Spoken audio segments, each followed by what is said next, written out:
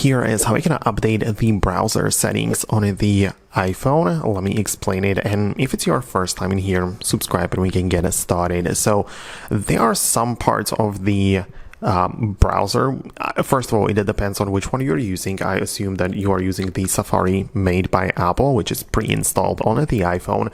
And if you want to change some settings about it, you actually don't go in here, but you go to the settings app instead, right? And on the main page, you can see our profile, Wi-Fi, and on the main page within the settings, and at the bottom, we have apps. So click on the apps and find the S section for alphabetical order, and Safari is right there. So this is what you need to tap on, and this is the place where you can update the settings for it. So, obviously if you want to change the language of the browser and so many things, right? Like a website search, recent searches, search engine, right? And plenty of different things. Again, settings, apps, Safari, and that's where you can change it.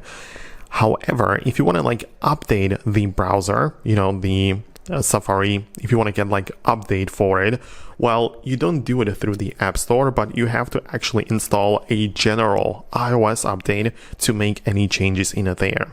So essentially in the main settings, if you go to general in a software update, and if there is anything available, for me there isn't any new update because I am currently up to date with iOS 26.5.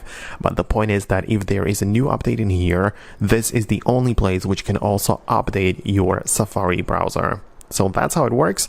Let me know if you have some additional questions about this. Subscribe for more, and I'll see you later.